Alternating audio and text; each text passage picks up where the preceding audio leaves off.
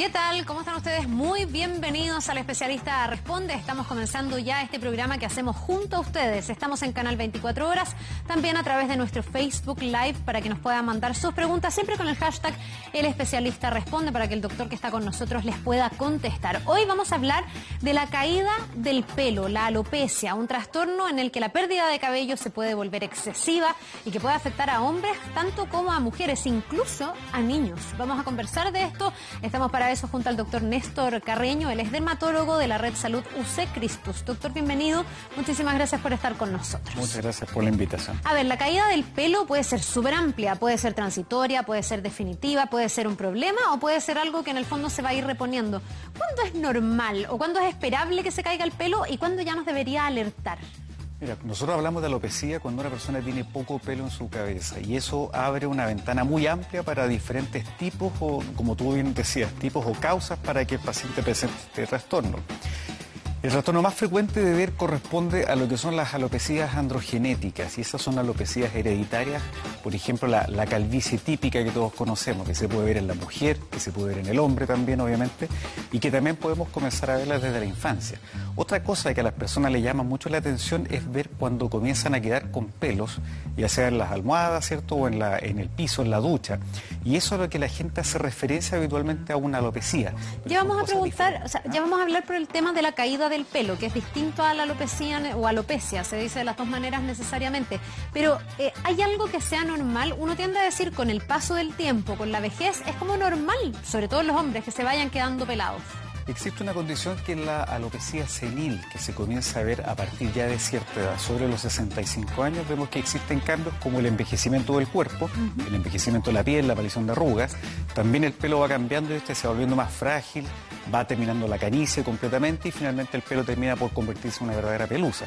Pero eso es una condición que tiene que ver con el paso del tiempo más que con una enfermedad. Ya, y eso puede ser tanto para hombres como para mujeres, ¿o es más frecuente en hombres? Eso se puede ver en hombres y en mujeres. Porque uno relaciona más el quedarse pelado con los hombres. Claro, pero esa es la calvicie o la alopecia androgenética masculina o femenina. Esa es otra condición. ¿Y esa es por condiciones genéticas? Esa es la condición. Hay gente más propensa a perder el pelo. Exactamente, lo que tú vas a tener ahí es una herencia que se puede heredar por parte de la mamá, por parte del papá, incluso te puede saltar generaciones, donde lo que vamos a ver es finalmente que el cabello responde de una forma diferente frente a las hormonas masculinas que habitualmente se encuentran en cantidades normales. Doctor, tenemos una gráfica que nos va mostrando como las fases habituales del crecimiento del pelo. Aquí no solo estamos hablando de la cabeza, porque esto también puede afectar, entiendo, las cejas, por ejemplo, también a otros lugares donde también hay pelo. Exactamente, también existen enfermedades que afectan el resto del pelo del cuerpo, incluso de la cara, la barba, el pecho, etc. Claro, puede ser otro tipo de pelos también. Cuéntanos un poco cuál es el desarrollo habitual y qué es lo que pasa cuando ese desarrollo habitual cambia y se produce entonces la alopecia, porque que se nos caiga pelo y lo recambiemos es algo habitual. Claro, va a depender de qué tipo de alopecia estamos hablando. Lo que ustedes ven acá en la pantalla es el ciclo normal del crecimiento de los folículos pilosos, que es una estructura que nosotros no vemos, es una estructura que se encuentra a 4 o 5 milímetros dentro de la piel y que es la que va a dar origen al pelo. La fase de crecimiento, que es la primera que ustedes ven ahí, la fase anágena, exacto. Después viene la fase, esa fase anágena es la fase que se lleva el mayor porcentaje del tiempo. Estamos hablando que el ciclo de crecimiento del folículo piloso va entre 3 y 6 años y va cambiando, va prolongando, acortando de acuerdo a la vida, claro. Eso es lo que nos permite finalmente que el pelo, por ejemplo, un niño o una niña de 14, 15 años puede llegar hasta la cintura, porque tienes todo ese tiempo, toda esa cantidad de años para que el pelo crezca. La fase anágena es la fase de crecimiento. Perdón, pero esta fase del crecimiento, porque en el fondo cuando a mí se me cae un pelo, para que aparezca otro, ¿cuánto se debería demorar? Porque es distinto a que después me crezca hasta la cintura, y pueden pasar los 6 años, pero no van a pasar 6 años y el pelo se me cae y se recambia. Ese pelo se cae una vez que pasas a la etapa, a la siguiente fase, en el catágeno, ¿cierto? Una fase de transición. ¿Esta la segunda? Exacto. Y después una fase de telógeno, que es una fase donde se va a iniciar el reposo del folículo piloso. Es en ese punto donde el folículo va a soltar el pelo y ese pelo va a caer. Pero inmediatamente ese folículo que cae en reposo vuelve nuevamente a la fase anágena y comienza nuevamente a crecer o a generar este pelo que vamos a ver. Pero eso se produce de manera inmediata, ¿no? Exactamente, es automático, es un número Lo que dura mucho tiempo es el crecimiento del pelo, su fase completa. ¿Hasta dónde llega? ¿Hasta que crezca? Hasta que termina de crecer, ahí es donde termina la fase anágena. Doctor, una pregunta que se me escapa un poco de la alopecia, pero que siempre me la he preguntado. ¿Hay un límite para que el pelo crezca? El límite va a estar dado por el tiempo, por la duración de este ciclo del folículo piloso. Por ejemplo, En el caso de los pelos de la cabeza tenemos en el máximo hasta 6 años, pero en el caso de las pestañas este ciclo se acorta significativamente y dura cerca de un mes. Ya, por eso no nos crecen las pestañas hasta por acá, digamos. Exactamente. Lamentablemente, porque se necesitan las pestañas más largas. Claro. Ya, doctor, pero en el fondo, ¿cuándo ya sería normal o qué es lo que pasa dentro de todas estas fases que la gente empieza a perder el pelo y esto se transforma en un problema? Exacto. ¿Puede ser que sea muy lento ese recambio o puede ser que no haya recambio, que en el fondo yo bote un pelo y me quede ahí la piel sin folículo? Exactamente, de acuerdo a la causa de esto vamos a tener una u otra de las alternativas que has dado. Comúnmente lo que las personas refieren por caída de pelo, lo que les llama la atención es cuando ven más de 100, 150 pelos que están sueltos. ¿Cuánto es lo normal? Lo normal es que sea menor que esa cantidad. Si yo no veo pelo suelto, no tengo una caída que a mí me alerte, lo más probable es que tenga una renovación menor a esa. Si a mí ya me está llamando la atención y comienzo a ver pelo suelto por todas partes, en la peineta, en la ducha, es porque seguramente ya superé con creces esa cantidad. ¿Cuesta saber lo normal, doctor? Porque en el caso de las mujeres, uno se peina y efectivamente caen muchos pelos. Yo me desenredo, por ejemplo, el pelo en la ducha y siempre saco como pelos que cayeron. Usted me diría que eso es ¿Cómo distingo si eso es normal o si tengo un problema? Si te llama la atención más allá de lo que es habitual. Si ves, por ejemplo, que al lavar el pelo día por medio quedas con unos cuantos pelos en el cepillo y tú ves un cambio a la semana siguiente, en vez de quedarte con esa cantidad, comienza a quedar con el doble, con el triple, eso ya es una señal de alarma. Y es una señal de alarma porque normalmente los folículos pilosos siguen ese ciclo, ¿ya? Si en algún momento, por alguna razón, alguna enfermedad, algún déficit de vitaminas, algún problema ya médico propiamente tal, tú puedes tener que ese ciclo se afecta y vas a tener una caída que va a ser mayor. Por lo tanto, una caída de pelo más allá de lo habitual tiene que hacer consultar a los pacientes. Ya le voy a preguntar cuándo es transitorio y cuándo puede ser una caída definitiva, de cuánta vuelta tiene eso, pero tenemos también una gráfica, no con los tipos en el sentido médico de la alopecia, sino con la forma en que se manifiesta muchas veces la caída o las zonas donde uno se puede ir quedando como peladito. Aquí tenemos un hombre, no sé si son las mismas zonas en el caso de las mujeres, pero como por ejemplo en el tipo A, que es como si se formara una letra A, entiendo, se empieza a perder el pelo, como cuando es como una O, con este típico como franciscano que le dicen, y así, M y O más M, que puede ser por esta gente que empieza a perder pelo como por parte. Claro. Lo que estamos viendo acá es una representación gráfica de la alopecia androgenética masculina, ¿ya? Que corresponde a un patrón de herencia, ejemplo a lo que llegó Arturo Prat finalmente al final, ¿cierto? Sí. Y que vamos a tener un compromiso que va a ser progresivo.